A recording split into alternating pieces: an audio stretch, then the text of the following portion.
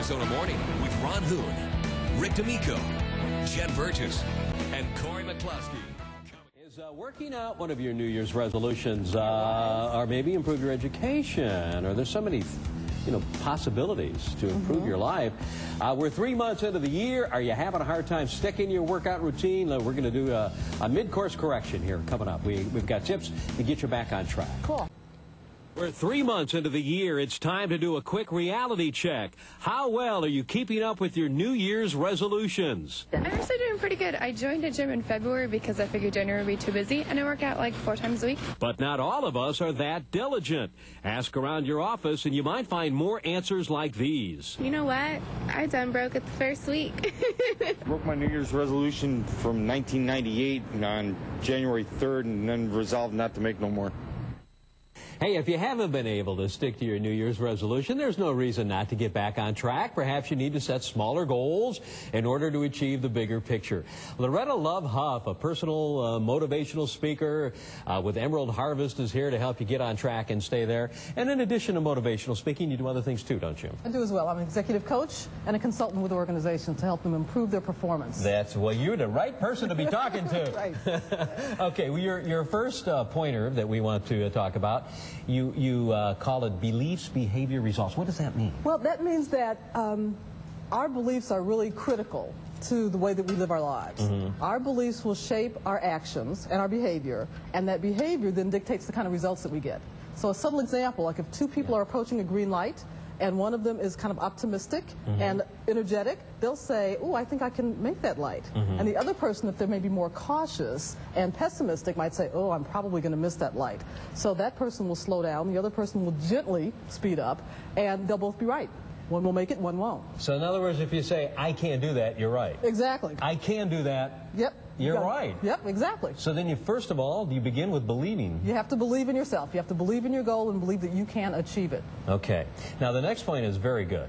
And well, the first one was very good too, but this, I've always believed this, and I'm surprised that you're bringing this up. A toddler attitude. Explain that. Exactly. Because I really believe this. Good. When you see a little baby just learning how to walk, they're really awkward at it. Right. And when we set goals, we're usually moving into new territory for ourselves.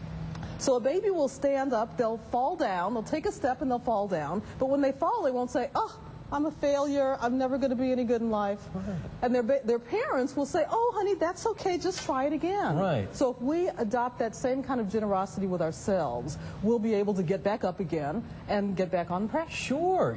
Like you saw in the video earlier, guys, well, I tried a New Year's resolution and I'm not going to do it.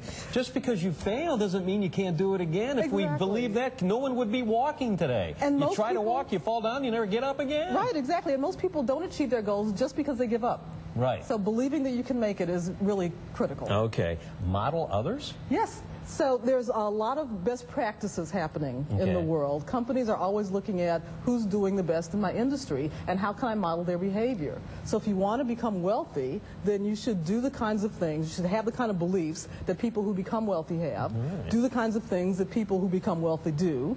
Right. If you want to be a thin person, you have to have the beliefs that I'm a thin person, and then do the behaviors that thin people do. That's so true. But there are so many people you meet that feel that they could just be on their own, and not do that. I know how to do that. I would if I wanted to be wealthy, I do want to be wealthy. You would follow Donald Trump around. How did he become wealthy in real estate? Or the guy in Omaha. The boring guy in Omaha. So you model successful people. Exactly. Don't feel like you have to do it on your own. Look at what other people are doing and just follow what they do. And read about them and find out what makes them so successful. Don't read about failures. Right. Read about successes. And don't associate with people who are failures. Right. Associate with people who are up to something, who are doing things, who are going to support you and encourage you. That is so important. Deal with plateaus and change your routine. What do you mean by that? Well, oftentimes when we're focusing on a goal, especially if it's going to take us some time to get there, we might get discouraged, we might get bored, and so changing your routine will help you get past the boredom. Okay. So if you're exercising, you could use a different DVD, you could go to a different club, you could work out on different equipment. So just do something different so that you get excited and energized about it again. Okay. And before we run out of time, I want to get the last thing is keep your goals in mind. That's important too. Exactly. So I have in front of my desk a huge visual that's got pictures of beautiful vacation spots, jewelry, a happy black woman, and I look at it, and every time I look at it, I get joyful. The jewelry. Somebody said if you want a bigger house, get a picture of the bigger house you want, visualize it, look at it every day. That's right. And your subconscious mind will say, oh, okay, that's my goal. Yeah. So, and I also heard this analogy too. When an airplane takes off and is going to a destination, let's say you're leaving and you're going to San Francisco, and you set the autopilot, it makes a number of corrections. It goes off a little bit and then it corrects to go back, and you have to keep making these corrections. That's It's not going to be straight. It won't be. And just keep focused on your goal and keep making those adjustments, just like you're saying. Right. I need to hang around with you a lot. Well, thank you. You're certainly welcome to. You're fun to be with.